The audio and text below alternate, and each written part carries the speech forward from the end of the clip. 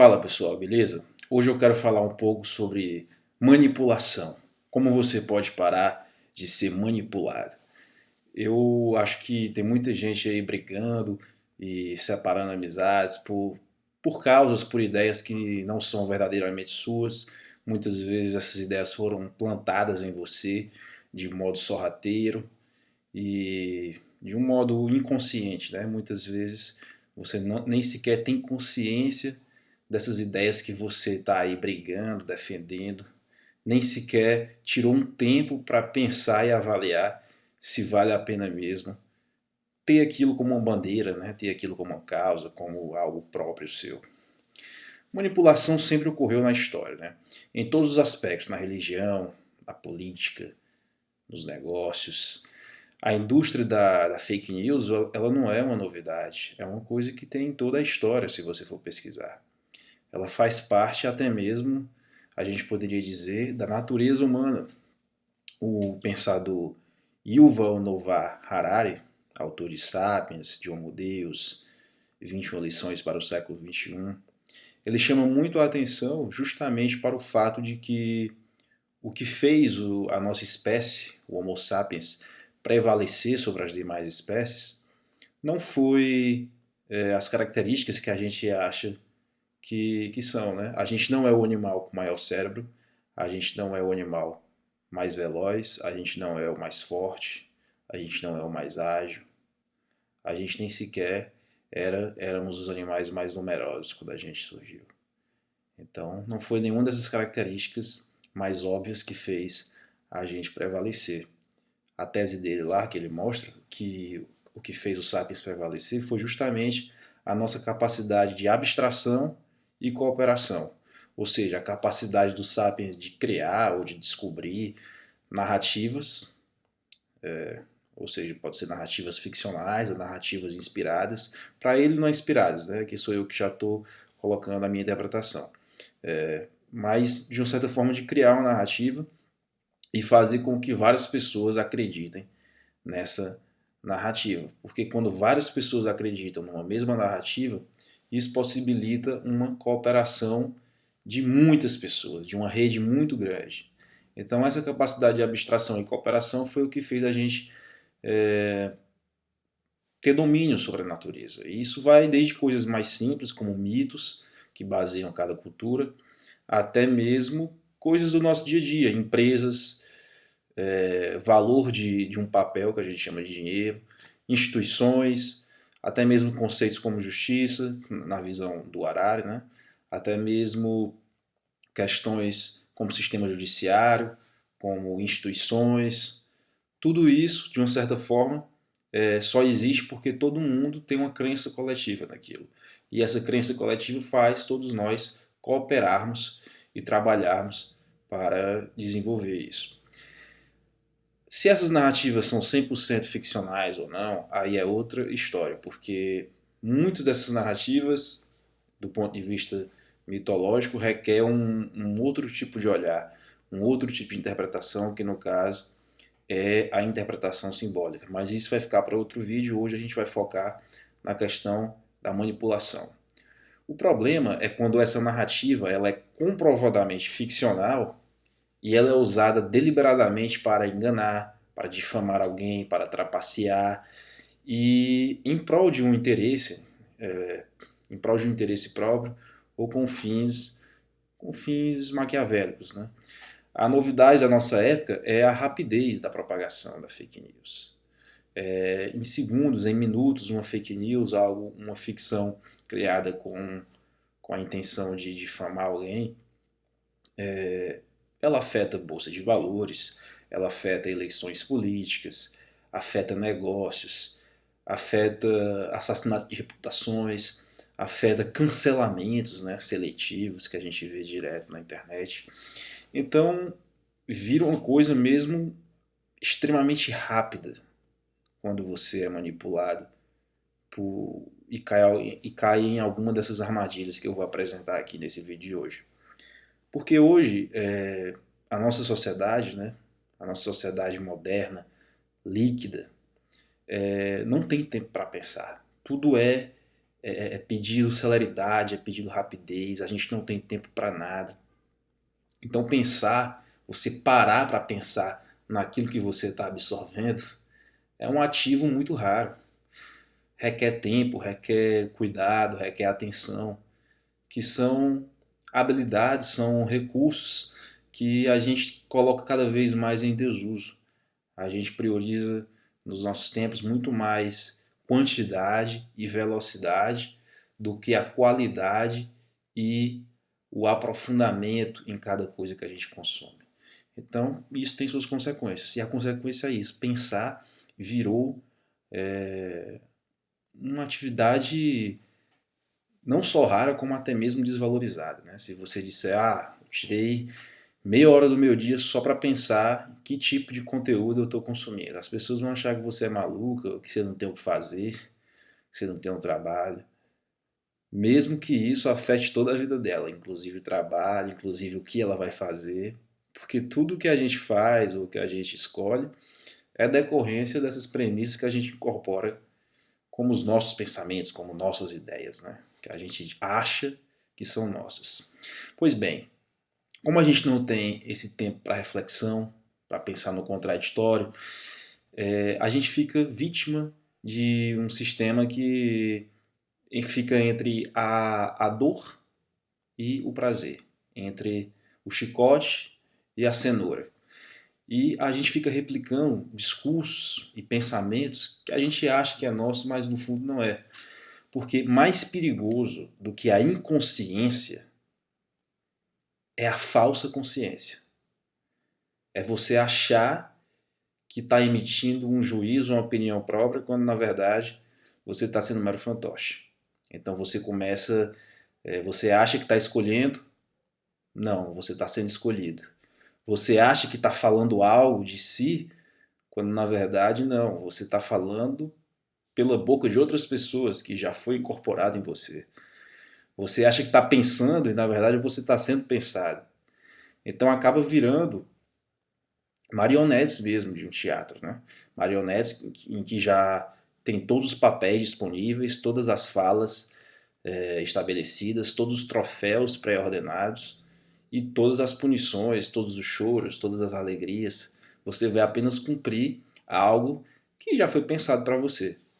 Então a intenção aqui com o conteúdo que eu quero mostrar é fazer com que a gente tenha um pouquinho de ciência disso, porque se libertar 100% disso é uma utopia para o atual estágio do ser humano, né? Mas pelo menos a gente pode ter consciência de muito dessas cordas que oriente a gente e começar a ter pelo menos um pouquinho de ideia própria, um pouquinho de autonomia no pensar, autonomia no falar. E é justamente isso que eu vou falar aqui hoje. Bom, primeira coisa que eu queria passar para quem tem interesse nisso é você identificar as sementes do seu pensamento. Você, pelo menos, tentar identificar de forma consciente a origem daquilo que você chama de seu pensamento. Você tentar identificar se esse pensamento que você acha que é seu veio da cultura da cidade onde você nasceu, onde você foi criado, se veio de um pai, de uma mãe, de um colega na infância que falou algo e aquilo ali até hoje reverbera em você, se veio de uma relação. Porque esse é um passo muito importante, porque muitas vezes a gente desenvolve ideias que a gente acha que é nossa, mas na verdade foram sugestões, foram pequenas coisas plantadas por alguém, por um filme, por uma música, e a gente nem sequer mais sabe disso. E isso é extremamente perigoso, porque a gente fica replicando, fica parecendo aquela história dos pássaros, né? Tem aquela historinha dos pássaros que eles criam os filhotes deles, e aí vem outra espécie de pássaro, que é os cucos, que vão lá, eles não querem, a mamãe cuca ela não quer criar os seus filhotes, não quer chocar os seus ovos, ela vai e joga o ovo lá no ninho dos passarinhos. E a mamãe passarinho começa a chocar ali os ovos como se fossem todos os filhos dela. E esse cuco, ele cresce mais rápido e ele acaba colocando os ovos verdadeiros para fora do ninho. E acaba crescendo e a mãe que é o dos passarinhos ficar alimentando esse cuco. Ou seja, isso a gente pode fazer um paralelo com o que acontece na nossa mente. Outras pessoas sugestionam ideias através da cultura, através da criação, da educação, e muitas vezes a gente incorpora e nunca parou para pensar se aquela ideia realmente faz sentido, né? E desenvolve. Essa ideia é como uma semente, ela cria raízes e cria tronco, cria frutos, e muitas vezes a gente não sabe de onde aquilo partiu. Então, esse primeiro momento de saber de onde partiu aquela ideia é importante. Lógico que você não vai conseguir fazer isso para todas as ideias. Muitas vezes essas ideias já estão incrustadas de forma inconsciente, de uma forma bem deliberada e inconsciente, escondida, que somente através de um processo de psicanálise ou algo mais profundo, né? Mas o que der para você fazer de forma consciente, faça. A partir do momento que você identifica a origem, você agora vai pôr esta ideia à prova. Você realmente vai ver se aquilo faz sentido na sua vida.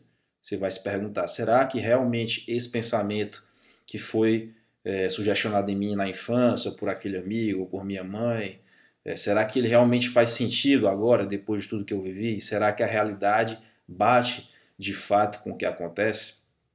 Será que não tem uma ideia diferente acerca desse assunto? Será que não tem algum aspecto que eu não estou vendo e que eu devo considerar antes de tomá-lo como um pensamento absoluto? Depois que você faz esse teste, vai restar algumas opções. Ou você vai rejeitar a ideia que você originalmente tinha, ou você vai relativizá-la, ou seja, ver que até certo ponto aquela ideia alcança o que ela pretende e tem um certo ponto que ela já não alcança, que você vai ter que buscar em outras teorias. Ou você vai confirmar a ideia, você vai dar sustentação àquilo que você já pensava, só que dessa vez sem o vício de origem, sem a sustentação de que você acredita apenas porque foi sugestionado. Agora você tem consciência, você pôs à prova, viu outros pontos de vista e agora sim você vai poder criar ideias próprias e dar frutos próprios, e não simplesmente como mera sugestão de pessoas. Beleza? Então essa é a primeira ideia, você identificar a origem dos pensamentos, das ideias que você acha que é sua e fazer esse teste de pôr essas ideias à prova. Segunda sugestão que eu tenho hoje é a chamada paradiástole. Paradiástole é uma figura de pensamento que faz a distinção entre ideias que são aparentemente semelhantes. Muitas coisas que a gente acha que são sinônimos não têm o mesmo significado. Isso é uma coisa que muita gente confunde, achar que duas palavras, por serem sinônimas, têm necessariamente o mesmo significado. Não. Às vezes há uma sutil diferença, só que essa sutil diferença faz todo o caminho ir para um lado ou para o outro. Então é importante, na hora de assimilar uma ideia, na hora de defender, você saber separar o joio do trigo. Porque muitas vezes pessoas que mal intencionadas fazem essa confusão de forma proposital, de modo a confundir e de modo a manipular as pessoas. Então, por exemplo, a palavra liberal, no contexto político, ela pode ter diversas conotações, dependendo de onde você bebeu a fonte dessa palavra. No campo mais ligado aos costumes, ela pode estar mais ligada ao que a gente chama de progressismo, né? Pautas liberais, pautas que têm a ver com os direitos das pessoas, das minorias, que não se prende tanto a tradições, como é o pensamento já mais conservador. Só que do ponto de vista econômico, liberal está mais ligado ao pensamento de Adam Smith, de Milton Friedman, a ideia de livre mercado, de livre concorrência, que não necessariamente está 100% ligada a esse tipo de conotação que eu falei anteriormente. Então, você saber separar uma coisa da outra é importante, porque muitas pessoas vão usar como se fosse uma coisa só e vão querer te vender tudo como uma ideia só. Outro exemplo é república e democracia. República é coisa pública, democracia já é mais o povo inteiro participando daquilo.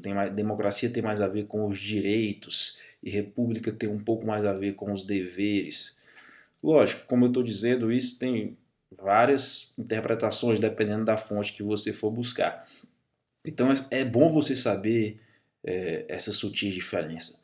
Uma das melhores formas de fazer isso é estudando a etimologia, estudando até mesmo o latim, como a nossa língua é latina, saber a origem das palavras. Porque quando uma palavra nasce, quando alguém inventa uma palavra, ela vem atender a uma necessidade interna do homem, uma necessidade interna das pessoas daquela cultura que deram origem àquela palavra. Então, o sentido original da palavra preserva essa necessidade interna. Com o passar do tempo, com o passar dos anos, dos séculos, esse sentido vai perdendo um pouco a sua finalidade original. Vai se corrompendo pelos pensamentos atuais, pelo aspecto social. Então, tudo isso, você saber dissecar, voltar à origem, é importante nessa figura de linguagem que a gente chama de paradiástole.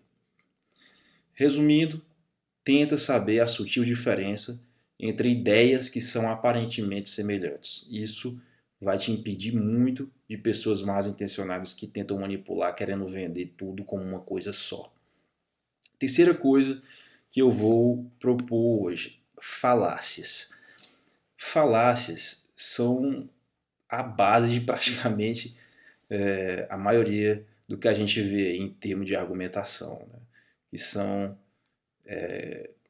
falsas, uma falsa linha lógica, em que as conclusões não derivam das premissas que as pessoas colocam. Muitas vezes o conteúdo pode até ser verdadeiro, mas o argumento não é válido, justamente porque através daquelas premissas apresentadas não dá para se chegar nas conclusões que são vendidas.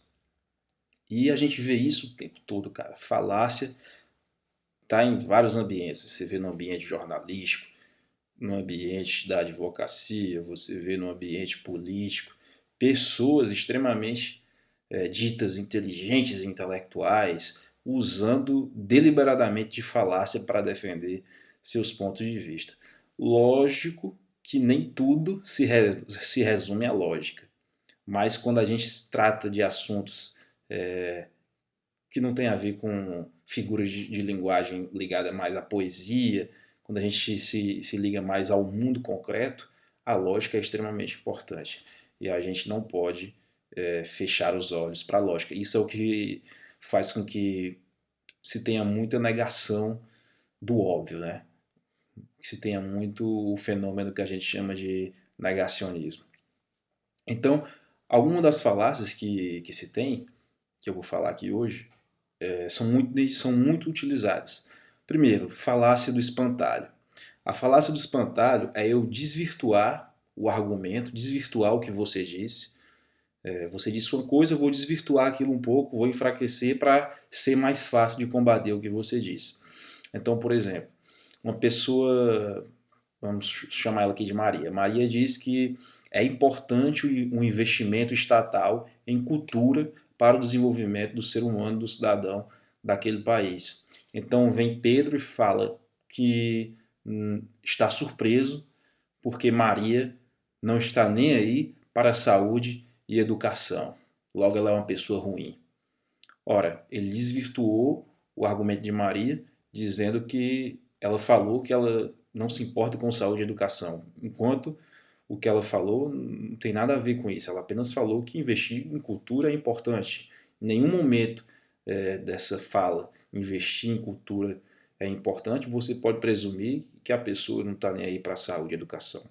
Então, esse é um típico exemplo de falácia do espantalho. Outro exemplo dessa mesma falácia é quando uma pessoa fala que a teoria da evolução está errada porque eu nunca vi um macaco virando homem. Nunca vi o homem descendendo do macaco. A pessoa que fala isso, ela desvirtua totalmente o argumento da teoria da evolução. Não tem nada a ver. Charles Darwin nunca falou que o homem veio do macaco. Quem fala isso realmente é ignorante e não sabe nada acerca de teoria da evolução. O que se fala, na verdade, é que nós, os sapiens e outros primatas, nós temos um ascendente em comum. E em um certo momento da história, houve uma divisão. Cada um foi para um ramo da árvore. Simplesmente isso. Nós temos um ascendente comum e hoje a genética já prova que mais de 90% do DNA do ser humano é igual ao do chimpanzé. Enfim, eu não vou entrar nesses detalhes, é só o exemplo de como essa falácia é utilizada e você vê pessoas, inclusive, da área de ciência e saúde usando essa falácia. É incrível isso. Outro tipo de falácia, essa mais clássica, falácia ad hominem, utilizada direto por pessoas também ditas politizadas e importantes, que é você atacar o seu oponente ao invés de atacar o argumento, ao invés de mostrar as fragilidades do argumento, você começa a atacar seu oponente. E aí você vê toda hora aí, né, na internet, nos grupos de WhatsApp, até mesmo em programas de opinião, né, você vê o nível das pessoas atacando, xingando, criando apelidos, como se isso fosse aquilo que eu falei no vídeo passado, né? A questão do ego. Você quer vencer o debate, você não está preocupado em buscar a verdade. Quer sair dali maior do que entrou e alimentar o seu ego. Então, falácia ad hominem é utilizado direto. A pessoa não está nem aí para o argumento verdadeiro, fica atacando na base do pessoal. E se é utilizado é porque dá resultado, né? Tem gente que compra e é manipulado e não tá nem aí. Terceira falácia que eu queria falar é a Tucoque, ou falácia do tu também. É a famosa falácia do e o Aécio, e o Lula. Ou seja, a pessoa recebe uma acusação através de um argumento, por exemplo, você cometeu um ato de corrupção. E aí ela responde fugindo desse argumento. Ela responde, tá, mas você também cometeu. Ou então meu adversário político também cometeu. Ou seja, não tem nenhuma argumentação em cima do fato em si, cometeu ou não o ato de corrupção. E sim, fica aquele joguinho de ping-pong, né? Mas você cometeu, não, você também. Ou seja, é uma falácia, você não é inocente do ato que você está sendo acusado só porque o outro, só porque seu opositor também cometeu. Isso aí pode ser discutido apenas no plano moral, da hipocrisia, mas no plano da lógica, da argumentação, do fato em si, não faz o menor sentido. Outro exemplo de falácia muito utilizada, falácia ad populum, né? A falácia da popularidade. Você dizer a famosa falácia da voz do povo é a voz de Deus. Você achar que uma ideia está certa, é verdadeira, só porque tem um amplo apoio de pessoas, da maioria. Então, a maioria acha que o Covid é uma invenção da Globo, da China, então não vou tomar os cuidados. Tem gente que pensa isso, é manipulado e se convence. Ou, sei lá, todo mundo acha que a Terra é plana, então a Terra é plana. Esse tipo de falácia, né? Por incrível que pareça, vai do exemplo mais grosseiro a um exemplo mais sofisticado, mas muita gente cai nessa falácia. Então é isso. Resumindo, fica atento a essas falácias. Tem muitas outras falácias, mas hoje eu vou focar nessas, porque senão o vídeo vai ficar enorme. Outra coisa que eu vou sugerir, veja a visão embutida em tudo que você vê, em periódicos, em artigos, em livros, em vídeos. Todo tipo de consumo de conteúdo que você faz tem a visão da pessoa que produziu aquele conteúdo. Isso é inexorável. Não tem como ser 100% livre de parcialidades. Sempre vai ter um pouco da parcialidade do promotor daquela ideia. Sempre vai ter o filtro do pensador no pensamento.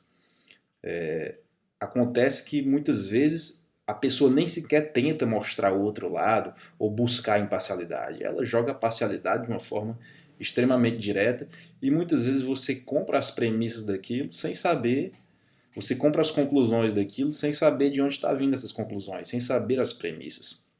Então, a minha sugestão é você tem que dissecar aquilo que você está lendo, faça observações a parte do lado, olha, isso aqui, essa conclusão não deriva dessa premissa.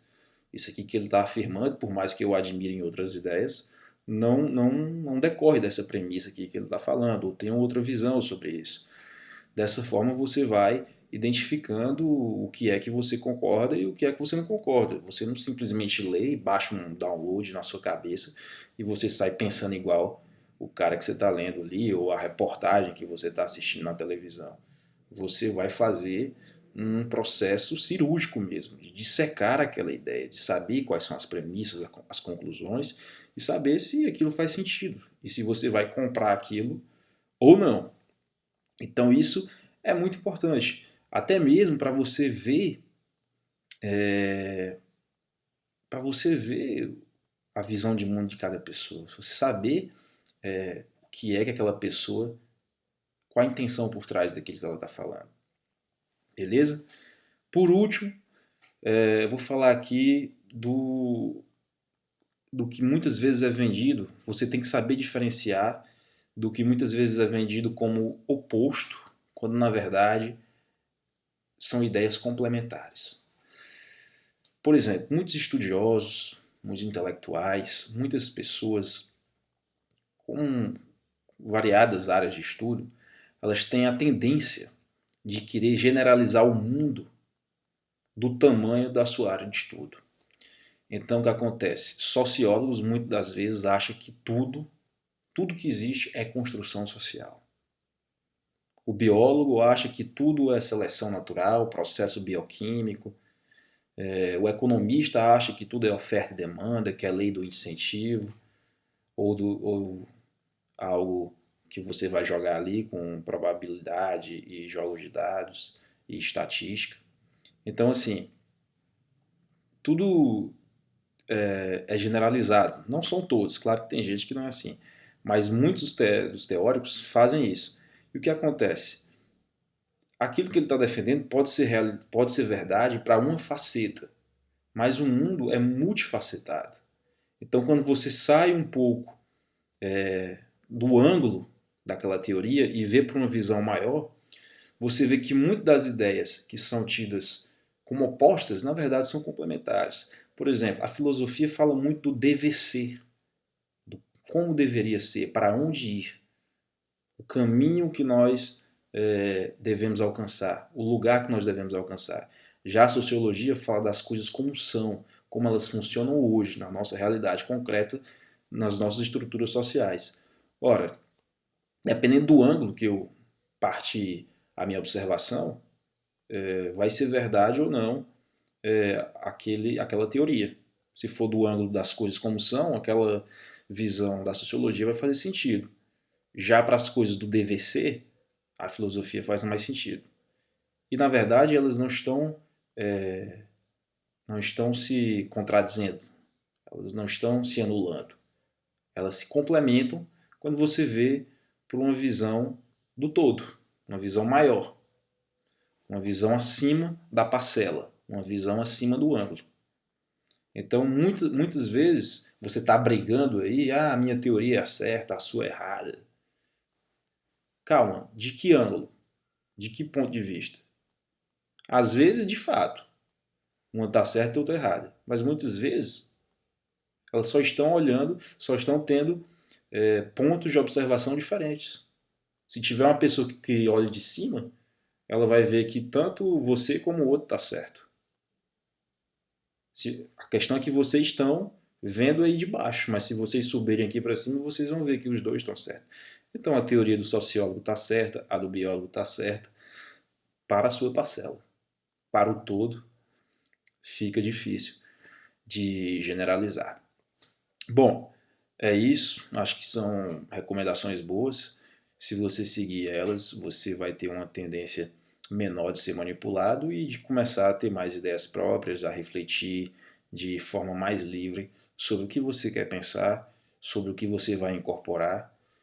E isso é muito importante, né? Como eu falei, as suas ideias que você pensa define tudo. Define que tipo de país você quer, em quem você vai votar, define que tipo de causas você vai defender, o que você faz ou não faz no seu trabalho, com quem você vai se relacionar. Então, se você não começar a ter mais cautela nesse processo de pensamento, no que você realmente absorve, aí realmente, meu amigo, é escravidão total. Vai ser muito vítima de algoritmo, vítima de marketing, vítima de moda, vítima do que é mais legal de fazer no momento. E eu acho que é legal a gente tentar sair disso um pouco. Como eu disse, ninguém está 100% livre disso, mas tem pessoas que estão bem mais avançadas nesse aspecto. E eu acho que a filosofia a própria obstinação em pensar por si, em questionar, em dissecar ideias, do mesmo jeito que as pessoas dissecam objetos físicos, corpos, dá para dissecar ideias. E isso é importantíssimo para a nossa formação. Muito obrigado.